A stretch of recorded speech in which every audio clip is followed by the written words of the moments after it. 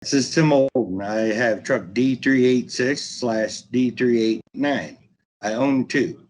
I got into the trucking industry ever since I was a kid. I'm a third generation driver. I've learned to work on them as well as drive them.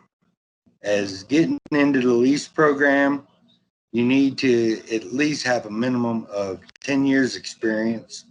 I would not jump into a lease without prior knowing the industry on how it will roll up and down as a roller coaster, the cost of what the repairs would be, so you know what you're getting into and not being blindsided. Anybody that jumps into a lease without doing prior education usually winds up failing on their first go around.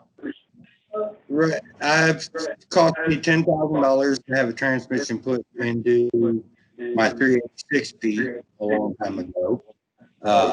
Tires run you on a set of drives anywhere from $3,000 to $5,000. Weight drive tires. Alignments are about $400 a piece.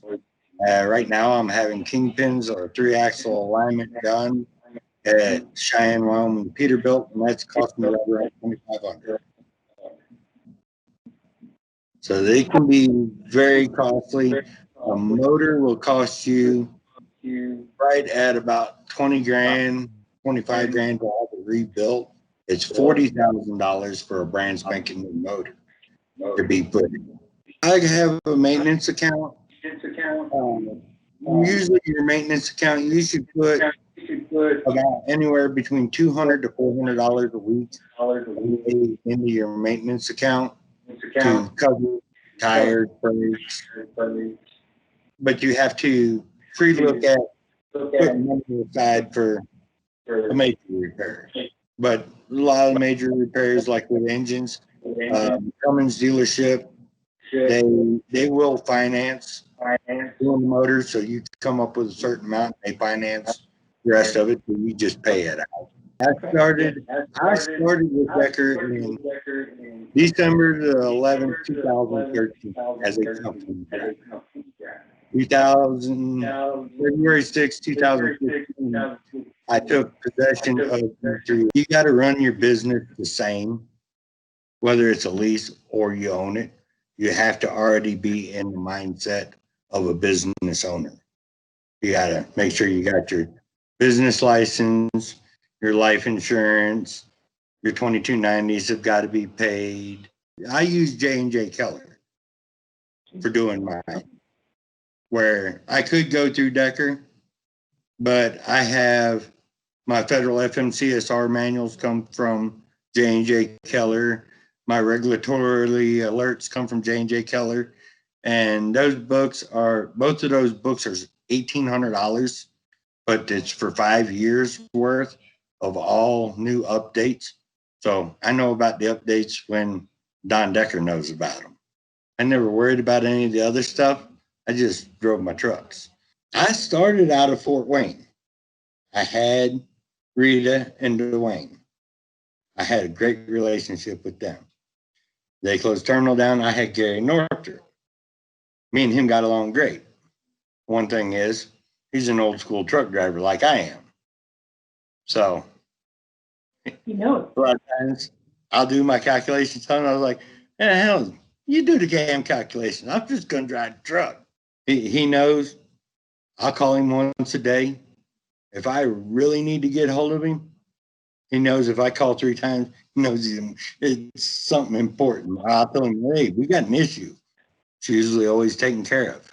We're old school. It used to be paperwork, roll of dimes years ago, and then it went to rolls of quarters. Then it went to calling cards, to bag phones. I've seen this industry change in its tracking. Like GPSs. We never had GPSs.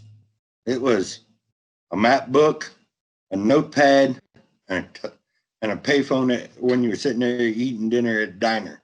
You drop your coins in there and call the people that you were delivering to. New Jersey was the worst because always you got somebody that did not know how they got to work.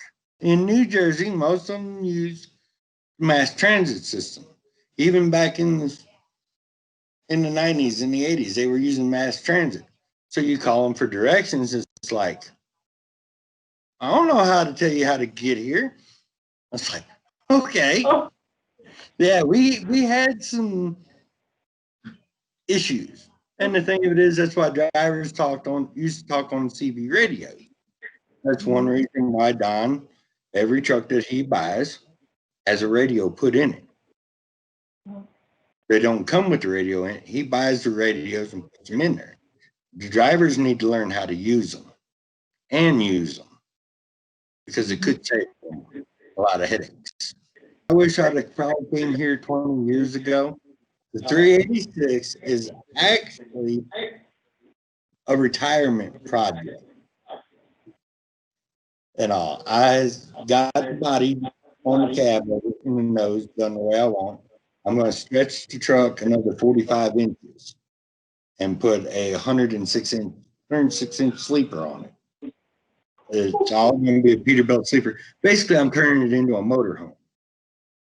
So when I get ready to retire, that's going to pull a tow hauler.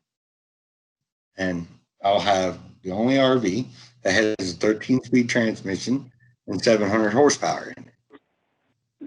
I have Cummins is actually working on designing my motor for that truck. Because of it being the 386 with the setback axle, they have to build the engine a certain way so it fits down in the engine cradle. I probably won't retire till I'm dead, but that's what I'm turning that into. I drive the 386 during the summertime and the 389 in the wintertime.